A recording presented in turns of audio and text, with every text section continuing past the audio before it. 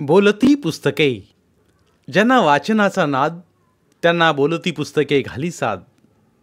आमचं channel subscribe करा आणि सबस्क्राईब करायला इतरांनाही सांगा. नमस्कार श्रोते मित्र हो, बोलती पुस्तके सादर करीत आहे ज्येष्ठ लेखक काका विधाते लिखित कादंबरी संताजी, प्रकरण 23. संताजीला क्षणात हे सारं आठवलं. त्या पोराविषयी एक वेगळीच आपुलकी आता त्याला वाटू लागली. त्याची समजूत घालत तो म्हणाला, हे बघ नारायण, वयाने अजून खूप लहान आहेस तू. घोडा हे अवखळ जनावर असतं, कधी वितरेल सांगता येत नाही. थोडा मोठा हो म्हणजे. थांबा हा आबासाहेब, तुमच्या माणिकलाच इथल्या इथे मी कसं रिंगण काढायला लावतो ते बघा. संताजीच्या परवानगीची वाटही न बघता नारायणानं माणिकच्या पाठीवर झेप घेतली. संताजीशिवाय माणिक पाठीवर कुणाला ठरूच द्यायचा नाही. खिंकाळून लगेच तो मागच्या पायावर उभा राहिला. तिथल्या तिथे उड्या मारून पाय हवेत झाडून आपला राग तो व्यक्त करू लागला. त्याची मान खाजवून घनदाट आयाळ गोंजारून तोंडात नाही तसले चमत्कारिक आवाज काढून नारायण त्याला शांत करण्याचा प्रयत्न करीत होता. नवल म्हणजे माणिक शांत झाला. मुकाट पागेपुढच्या मैदानात तो रिंगण घालू लागला. संताजी स्तिमित होऊन ते पाहत होता. नंतर कौतुकानं तो बोलला, शाबास नारायण, आज तू कमाल केलीस गड्या. मग देणार ना मला रपेडीची परवानगी? दिली समज. लगेच त्याने आझम खानाला फरमावलं, याला घोडदौडीचं उत्तम शिक्षण द्या, हत्यार चालवायला शिकवा. जी मालिक. अब हो गया ना यकीन आपको? जरूर. या पोराला चांगलं घडवा. नारायण, यापुढं तुला जे हवं ते तू मला मागत जा. मागेल ते द्याल? जरूर देऊ. मला माझ्या हक्काचा घोडा द्या. दिला. खान, पागेतला सगळ्यात उत्तम घोडा याच्या हवाली करा. जी मालिक. भाळवणीहून राजगडाकडे निघताना संताजीने नारायणाच्या शिक्षणाची पूर्ण व्यवस्था केली. लढाऊ माणसाचं ऊर्जित होणं ही स्वराज्याच्या लष्करात कष्टसाध्य गोष्ट होती. सैन्यात वीरांची वाण नव्हती. एका चढ एक मर्द कामगिरी करून दाखवण्याची त्यांच्यात चुरस लागलेली. नजरेत भरणारी चमक दाखवूनही संताजीचा लष्करी दरक त्यामुळेच वाढला नाही. आग्र्याहून सुटून आल्यापासून महाराजांनी मोगलांशीही शांततेचं धरण स्वीकारलेलं. तहात ठरल्यानुसार युवराज शंभूराजांना मोगलांनी 7,000 मनसब दिली होती. मोगली मनसबदार म्हणून दख्खनचा सुभेदार शहाजादा मुअज्जमच्या भेटीसाठी औरंगाबादेला त्यांना दुसऱ्यांदा जावं लागलं. काही काळ ते त्याच्या सहवासात राहिले. संताजी त्यांच्या संरक्षक पथकात होता. युवराजचं वय अवघं 13 वर्षाचं. शहाजादा वयाने त्यांच्याहून कितीतरी मोठा. युवराज त्याच्या संगतीत चांगलेच रमले. नाच गाण्याच्या मैफलीत त्याच्यासोबत बसू लागले. कपड्यांना बुधल्याने उंची अत्तर फासू लागले. फार काय पोशाख सुद्धा ते मुसलमानी वळणाचा करू लागले. त्यांना नव्याने लागलेला पतंगनी कबूतर उडवण्याचा शौक अनेकांना खटकू लागला. पण युवराजांना विचारणार कोण? त्यांचं लक्षण ठीक दिसेना तेव्हा संताजीला राहवलं नाही. युवराज, काय चाललंय हे? त्याने विचारलं. यासाठी का महाराजांनी तुम्हाला पाठवलंय? का? काय झालं? काय झालं? बोलायचा अधिकार मला नाही तरी बोलतो. तुर्कांच्या वागण्याची तऱ्हा आणि पद्धत इतकी आवडली तुम्हाला? अधिकार नाही म्हणता आणि पुन्हा वर तोंड करून विचारता? युवराजांचा पारा चढला. होय, तुमचं संरक्षण करणं म्हणजे हत्यारानिशी नुसतं तुमच्या मागे पुढे फिरणं नव्हे. केवळ तेवढ्यासाठी का प्रतापरावांसारखी जाणतीने आमच्यासारखी तरुण माणसं तुमच्यासोबत पाठवलीत महाराजांनी? जाणत्यांनी आम्हाला अजून काही विचारलेलं नाही. मग तुम्ही कोण विचारणार आहे? युवराजाचा नूर पाहून संताजी गप्प बसला. या लहान वयात त्यांना चटकन येणारा राग, त्यांच्या बोलण्यातली आढ्यता त्याला खटकली. शंभूराजे चांगले 2 महिने औरंगाबादीला राहिले. संताजी घुम्यासारखा त्यांच्यासोबत वावरत होता. हे रुसणं वा रागावणं नाही, आपल्याविषयीची नाराजी आहे हे युवराजांना कळत असावं, पण त्यांनीही तिकडे दुर्लक्ष केलं. शहजाद्याचा निरोप घेऊन निघण्याच्या आदल्या रात्री मात्र आपण होऊन त्यांनी त्याला बोलावून घेतलं. म्हणाले, उदयिक आम्ही निघतोय. जाण्यापूर्वी एका गोष्टीचं स्पष्टीकरण करावं म्हणून तुम्हाला बोलावलं. कसलं स्पष्टीकरण? आमच्या वागण्याची तऱ्हा तुम्हाला आवडली नव्हती ना? आपण युवराज, स्वराज्याचे उद्याचे धनी, आपल्या वागण्याबद्दल आक्षेप घेणारा मी कोण? पण तुम्ही तो घेतलात हे तर खरे. अधिकार नसताना केलेला तो आगाऊपणा होता हे मी आधीच मान्य केलंय. आमच्यावर तुमचा अधिकार होता, आहे आणि पुढेही राहील. तुमचा आगाऊपणाही मान्य, पण तो करण्यापूर्वी आमचंही काही मत आहे, बाजू आहे, याचा विचार केला होता तुम्ही. माफ करा, पण माफी नकाच मागू, कारण कोणतीच चूक तुमच्याकडून झालेली नाही. आमचं वागणं, बोलणं, उठणं बसणं मराठमोळ्या मनाला खटकणारच होतं. बाकीचे गप्प बसले तरी तुम्ही स्पष्टपणे ते बोलून दाखवलात, ही बरी गोष्ट केलीत. ज्या अर्थी तुमच्यासारख्या एकनिष्ठांना ते इतकं खटकलं, त्या अर्थी शहजाद्याला ते तितकंच आवडलं असणार यात शंका नाही. आमची बतावणी झकास जमून गेली हाच याचा अर्थ. बतावणी? होय, राजकारणाचा फड सांभाळताना अशी सोंग वटवावीच लागतात संताजी बाबा. युवराज सांगू लागले. इकडे निघताना आबासाहेबांनी आम्हाला काय सांगितलं होतं माहीत आहे? ते म्हणाले होते, शंभू बाळ, आपल्या वागण्याने शहजाद्याला आपलासा करा, त्याच्या मनातली सारी क्लिमिष शंका दूर करा. आपण त्याचे सच्चे दोस्त आहोत हे त्याच्या मनावर पक्क बिंबलं पाहिजे. आम्हाला सांगा, दोस्तीच्या कितीही अनावका आम्ही घेतल्या असत्या तरी त्याला ते खरं वाटलं असतं काय? आमच्या बोलण्याला तो राजकीय भाषेतली साखर पेरणी समजला असता. म्हणून आम्ही ठरवलं, उगीच लागवी शब्दात त्याच्याशी भाराभर बोलत बसायचं नाही. आपल्या वागण्यातून त्याला आपलासा करायचा. शिवाजीचा बेटा आपल्या सहवासात राहून नाच गाण्याचा शौक फरमावतो, मुसलमानी वळणाचा पोशाख करून त्यांचीच भाषा बोलतो, हे पाहून किती सुखावला असेल म्हणून म्हणतो. आम्हाला तो छोटे बिरादर म्हणजे लहान भाऊ म्हणून संबोधू लागला. आबासाहेबांच्या राजकारणाविषयी त्यांच्या मनात पुरेसा विश्वास निर्माण करणं ही आमच्यावर सोपवलेली जबाबदारी होती आणि ती आम्ही नीटपणे पार पाडली असं निदान आम्हाला तरी वाटतं. तुमचं काय मत? संताजी थक्क होऊन शंभूराजांकडे पाहू लागला. 13 वर्षांच्या मुलाला राजकारणातला एवढा पोहोच असू शकतो, एवढ्या पोक्तपणे तो बोलूनी वागू शकतो.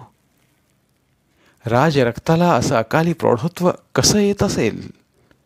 हा अंगभूत गुण की परिस्थितीने निर्माण केलेलं शहाणपण? माझं काय मत असणार? मी रांगडा शिपाई गडी, राजकारणातला ओ की ठो कळत नाही मला. पण एक खरं, तुमच्या वागण्यामागचं सत्य कळल्यावर तुम्ही सोंग फार उत्तम वठवता असं माझं मत झालंय. युवराज त्यावर खळाळून हसले. संताजीने विचारलं, उद्या तुम्ही मोकळे व्हाल, पण आमचं काय? या कोंडवाड्यात अजून किती दिवस राहायचं आम्ही? आबासाहेबांचा हुकूम येईपर्यंत. तो कधी येणार याचा काही अंदाज? तुमच्यासारख्या शिपाई गड्याने राजकारणातल्या अंदाजाचा अंदाज घेऊ नये, फक्त हुकुमाची वाट बघावी. युवराज बोलता बोलता थांबले. मग हळू आवाजात म्हणाले, पण फार काळ तुम्हाला वाट बघावी लागेल असं आम्हाला वाटत नाही. युवराज राजगडाकडे निघून गेले. पुन्हा संताजीचा दिवस मोजणं सुरू झालं. एकदा मकाजी, आनंदराव आणि महाळूजी सध्याच्या राजकारणाविषयी बोलत असताना तो लक्ष देऊन ऐकू लागला. मकाजी म्हणाला, आग्र्याहून सुटून आल्यावर महाराजांनी सल्ला केला नसता तर 5च्या हात धुवून आपल्या मागे लागला असता बघा. ते एक वेळ परवडलं असतं हो. चर्चेत भाग घेत संताजी तावातावाने बोलला. आपली 10,000 फौज अंगातला पराक्रम कुजवत इथे ठाणबंद झाली, त्याचं काय? बघितलीच बाबा आजकालची ही उतावळी पोरं. मकाजी ओठ मुडपून हसला. यांना नुकसान दिसतं पण लांबचा फायदा दिसत नाही. नुकसानीत कसला आलाय फायदा?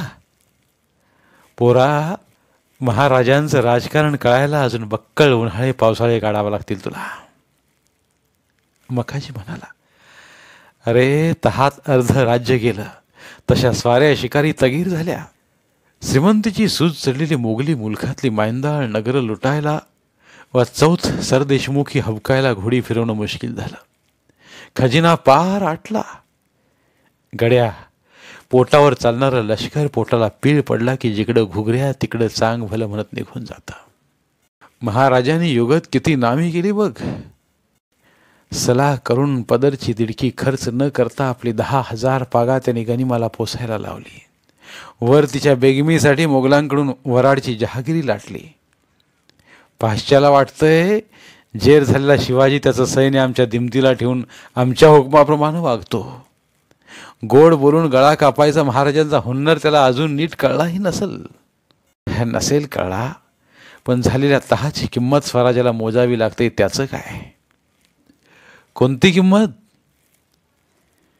मोगलांपुढे आपण मगलूब झालोत हा सोयीस्कर अर्थ काढून विजापूरचा आदिलशाही सरदार बेहलोल खाल रांगण्यावर चालून आला. कुडाळच्या लखम सावंताला आसरा देऊन गोवेकराने आपली खोड काढली. राजकर्त्याला अशा लहान सहान उपद्रवांना तोंड द्यावंच लागतं संताजी. म्हाळूजी चर्चेत भाग घेत म्हणाले, बेहलोलचं सोड, तो तर आधीपासून महाराजांचा कट्टर द्वेष्टा असलेला कडवा पठाण. पण तंजावरकर व्यंकोजी राजे हे तर त्यांचे सावत्र बंधू ना. त्या पठाणाची पाठराखण करत दस्तूर खुद्द ते रांगण्याच्या वेड्यात हजर होते.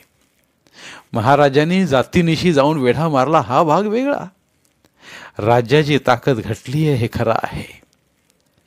म्हणून विजापूरकरांशी त्यांनी तह केला. गोवेकरांचीही सल व्हावा हा त्यांचा मानस. पण त्या महाबिलंदर गोऱ्या माकडांनी लखम सावंताला आसरा दिला. शिवाय बारदेशात प्रचंड बाटवाबाटवी त्यांनी सुरू केली. चिडलेल्या महाराजांनी मग बारदेशात घुसून पांढऱ्या पोशाखातल्या काही पादऱ्यांची मुंडकी मारली. तेव्हा कुठे गोव्याचा विजरई टरकला आणि सावंताला राज्याबाहेर हाकलून मोकळा झाला. श्रावण संपून भाद्रपदाची सुरुवात झाली. पावसाला ओढ बसली. औरंगाबादच्या आसपासच्या सपाट पठेरी प्रदेशात पुष्कळ गवताळ करून होती.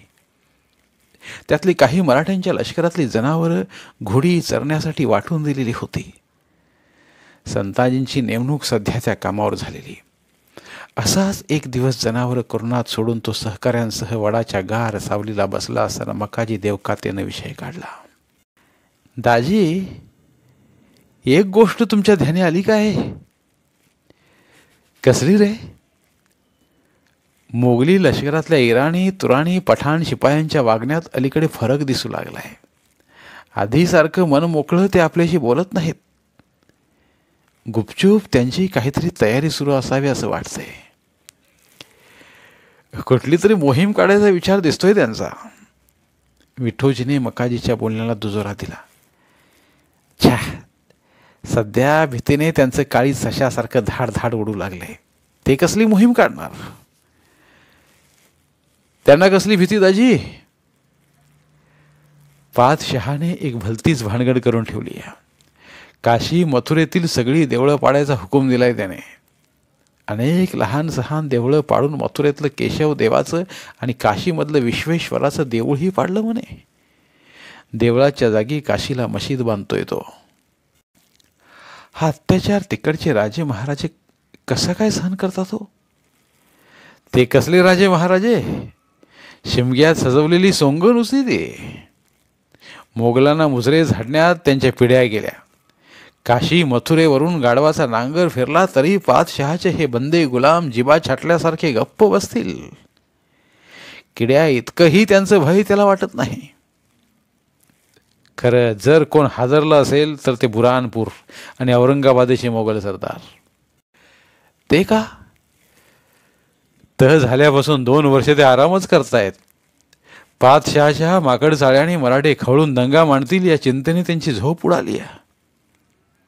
आपल्या धर्मद्वेष्ट्या धोरणाविरुद्ध पहिली ठिणगी महाराष्ट्रात पडेल हे आलमगीरही ओळखून होता. त्यामुळेच आपला बेटा मुअज्जमकडे एक गुप्त हुकूम त्याने धाडला होता. औरंगाबादला थांबलेले सरनौबत प्रतापराव गुजर, निराजी रावजी यांच्यासह मराठ्यांची 5,000ची अस्सल पागा अचानक हल्ला करून ताब्यात घ्यायला त्याचा आदेश होता. मराठ्यांना कुठूनही कुणकुण लागली कुणास ठाऊक, पण एका रात्री म्हाळोजी बाबांना अचानक आपला गोठ सज्ज करण्याचा हुकूम सोडला. चला चला, आपापले तंबू बाळ बिछाने गुंडाळा, लागलीच निघायचंय, घाई करा. सरनौबत प्रतापरावांच्या गोटात ही तीच गडबड उडालेली. डेरे तंबू उभ्या उभ्या गुंडाळे गेले आणि 5,000 मराठी फौजेनं रातोरात औरंगाबाद सोडलं. घोडी भरधाव धावत सुटली. सामानाचे गाडे खडखडत निघाले. गोदावरी पार करून भीमेकाठी आल्यावर सगळ्यांनी सुटकेचा निश्वास सोडला. आबा, नेमकं काय झालं? भीमेकाठी निवांत भाकर तुकडा खाताना संताजीने म्हाळोजींना विचारलं. तेव्हा सारा घटनाक्रम सांगून ते म्हणाले, दैव बऱ्यावर होतं म्हणून वाचलो पोरा. नसता बैमान पाच्छाने डाव साधला असता. पण तो तर तिकडे दिल्लीला बसलाय. बसल्या जागीच कुरळ्या करतो बाबा तो. शहाजादा मुअज्जमनं आधीच प्रतापरावांना सावध केलं. आजच रात्री पळून जा म्हणून सांगितलं. हा उमदेपणा त्यांना का दाखवावा? असेल त्याचा काही हेतू. शेवटी त्यालाही त्याचं राजकारण खेळायचंय. पण संताजीला ठाऊक होतं, शंभू राजांनी त्याच्याशी अंतस्थ जे सूत जुळवलं होतं त्याचाच हा परिणाम आहे. कसा काळजाच्या औरंगजेबाच्या तावडीत आपण सापडलो असतो तर आपले काय हाल झाले असते या कल्पनेनेच तो थरारला. त्याला चिंता होती वऱ्हाडातल्या जहागिरीची व्यवस्था बघण्यासाठी राहूजी सोमनाथांबरोबर गेल्या धनाजी जाधवांची. म्हाळोजींनी त्याला धीर देत म्हटलं, काळजी करू नकोस. प्रतापरावांनी वेळीच जासूद धाडून राहूजी सोमनाथांना खबरदार केलंय. वऱ्हाड लुटून ते स्वराज्याच्या वाटेवर असल्याची खबर हरकऱ्याने नुकतीच आणली आहे. धनाजी सुखरूप आहे. राजगडावर महाराजांनी सगळ्यांचं स्वागत केलं आणि हसून विचारलं, कसा काय वाटला मोगली गोठ? तिथं आराम करून पोट वाढली आमची. बसल्या जागी मोड फुटायची वेळ आली. संताजीच्या बोलण्यावर सगळे मोठ्याने हसले. मक्काजी आनंदराव म्हणाला, आपली तरणी ताटी पोरं अजून काही रोज तिथे राहिली असती तर हातभर दाड्या वाढून दिलरुबा वाजवत आणि कव्वाल्या गात छावणीत हिंडू लागली असती महाराजी. ती मला टळली असं समजा. महाराज गंभीर होत म्हणाले, 2 वर्ष लष्कराचं पोट भरलं. शहाजादा मित्र जोडला ही गोष्ट बरी झाली. आता मोगलाई मुलूक मारून खायला वाव झाला. पेशवे मोरोपंत कुल लष्कराचा झाडा झालाय ना. आता थांबायला उसत नाही. मोहिमेची तयारी जोरात सुरू झाली. स्वार आपापली घोडी, त्यांचं जीन, पालान, पाठीवर पांघरायच्या पाखरा, सगळं बैजवार आहे की नाही ते जाती निशी पाहू लागले. पाईक निसानीवर हत्यारांना धार लावून घेऊ लागले. लोह शाळांमधल्या कारखान्यामधल्या भट्ट्या दिवस रात्र धगधगू लागल्या. त्यात नवी हत्यारं घडवली जाऊ लागली. बरकंदाजांनी बंदुका साफ केल्या. मुलखात विविध ठाण्यावर असलेली पथकं राजगडाकडे धाव घेऊ लागली. 15 दिवसात गडाच्या पायथ्याशी 30,000 घोडा फुरफुरू लागला. महाराज सांगतील त्या दिशेला तुटून पडण्यासाठी ही जबरदस्त जिलेब सज्ज झाली. धन्यवाद. उर्वरित कादंबरी पुढील भागात.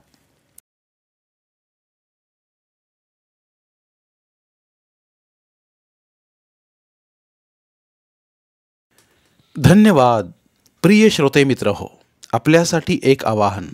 आमच्या चॅनलच्या प्लेलिस्ट विभागात तुमच्यासाठी शेकडो कादंबऱ्यांचे ऑडिओ बुक्स उपलब्ध आहेत. तिथे प्रत्येक कादंबरीचे सर्व भाग एकत्रित मिळतील.